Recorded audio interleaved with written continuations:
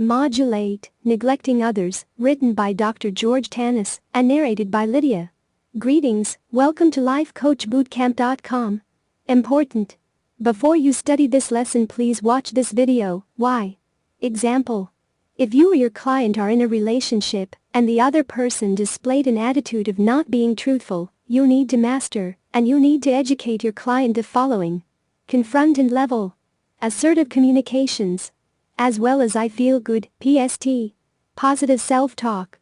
Make sure to answer the questions at the end and follow the instructions for submission. When someone talks about abuse in a relationship, we automatically picture physical, verbal, or sexual abuse. Most people believe that abuse is either about name-calling or assault in a relationship. But there is more. Another form of abuse is neglect. Neglect is a subtle yet powerful form of emotional abuse that can easily take a toll on a person's mental health. The worst part is, in most cases, people are not even aware that their behavior, which they consider normal, might be taking a huge toll on someone's emotional well-being. A neglector can be a friend who is never there for you, a boss at work who neglects your needs, or worst, a spouse or a lover who is completely insensitive towards your emotional needs and makes you feel invisible every second of the day.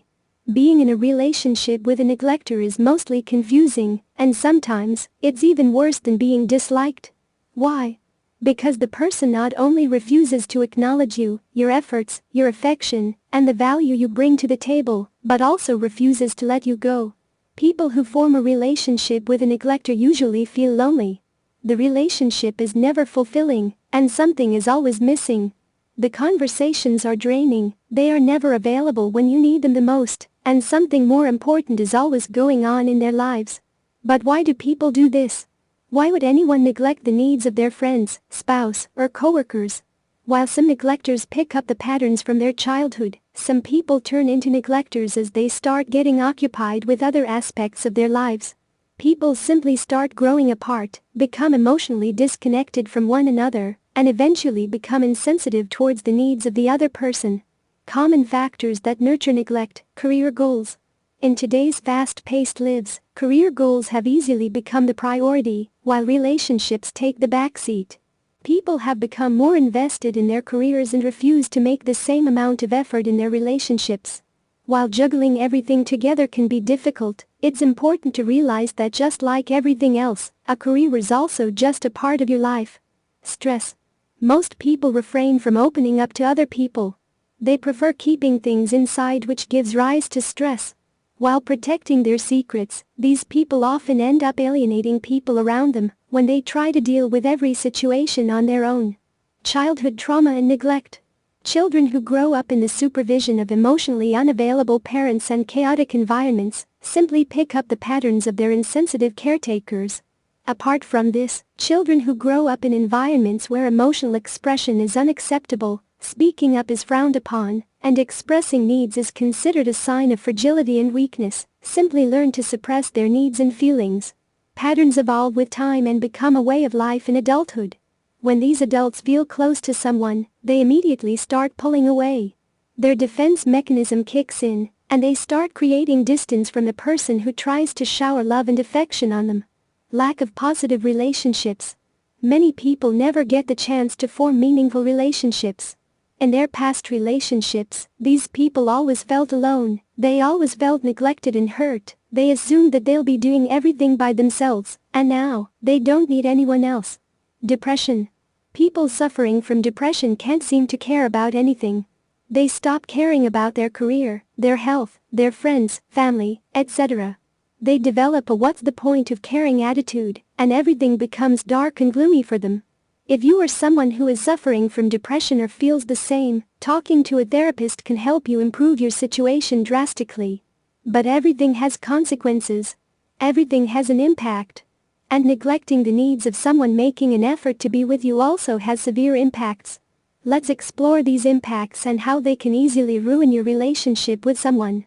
Impacts of neglect. The consequences of neglect can range from mild to severe, and these also depend on how much someone is emotionally invested in you. If the relationship is at the early stage, someone might stop expecting anything from you from the very start. They don't rely on you, they stop involving you much in their lives, and the relationship that could have turned into something beautiful ceases to grow. If neglect has evolved in a long-term relationship, it can lead to severe consequences. It can lead to disappointments, it can lead to conflicts, and the person also might just give up after a certain period of time. In many cases, it can also force someone to look for emotional support outside the relationship, and eventually it leads to separation. For some people, neglecting another person can be convenient. For some, it's just a way of life, and for some, they just can't open the doors to their world. While neglectors often neglect the other person unconsciously, there are some signs which one can recognize the neglect patterns in their behavior. Signs that indicate you are neglecting someone. The person feels lonely all the time. Even in your company, the person feels left out. You unconsciously alienate the person, and the person feels unvalued or taken for granted. The person stops asking you to help him or her out. Another sign is that the person who once relied on you for every small or big issue has now started rolling his or her sleeves when it comes to rectifying issues in their lives. You are never on the same page. There is a huge communication gap, and you fail to understand what the other person wants or needs. This further gives rise to conflicts and fights, which makes the situation even worse. You find yourself making excuses. When it comes to your friends, your coworkers, or your partner's needs, you always have an excuse ready to shoot at them. You always have something more important going on, and their needs don't occupy any place in the list of your priorities. Is there something you can do to rectify this behavior? Fortunately, yes. There are a few steps that you can take to rectify issues and challenges in your relationships. You might find it a bit challenging at first, but with time, you'll be able to make positive changes in your attitude and transform your relationships. Be more expressive. Just talking about how you feel and letting people know that you are struggling can help people understand that it's difficult for you. Practice sharing your feelings in a positive manner, and instead of neglecting and using your defense mechanism, facilitate healthy communication.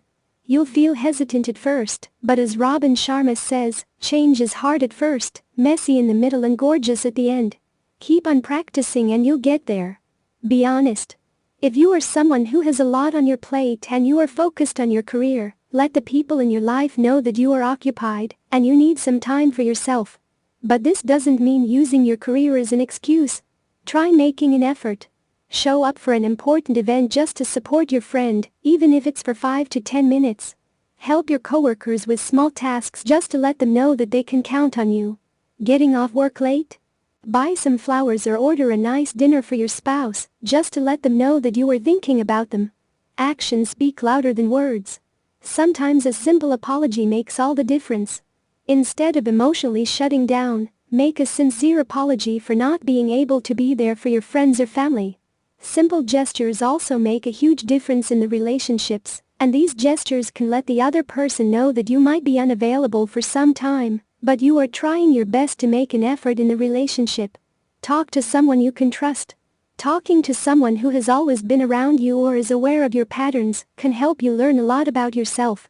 This person can be one of your parents, your friends, or your family member. You can also seek additional support from a therapist. Are you someone who is trying to break the habit of neglecting people? What are you struggling with, and what other measures are you taking to improve your relationships? The essay. Please write an essay, up to 2 pages, about a past experience you or someone you know had when you neglected someone. Tell us in detail who, what, when, where, why, to whom, the time, the place of what you did, the outcome. And tell us in detail how you could have changed that use from what you learned today, so the outcome would have been good. Internalize this lesson. Make it become a part of you.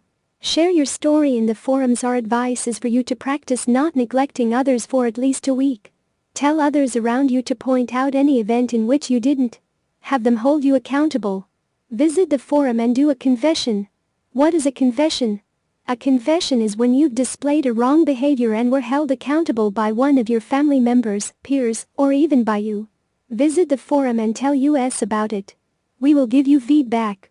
Make sure to watch the video about confession for more details. Furthermore, become a member of the forum and give feedback to others. That's how you gain practice in becoming a certified life coach. Read the article? Time to introspect. Q1. Have you ever been neglected in a relationship? How was your experience? Q2. Have you ever neglected someone? Why do you think you did it? Q3. Did you ever feel neglected in your childhood? How has that experience affected your life? Do you still think about it? Q4. Do you spend quality time with your spouse, children, friends, or extended family? If no, why not? Q5. How do you ensure someone has your undivided attention? What steps do you take to make sure the other person feels valued? There is no way any relationship will survive without having the qualities mentioned above. Make sure to read each article carefully at least 3 times. Print your workbook and answer all questions.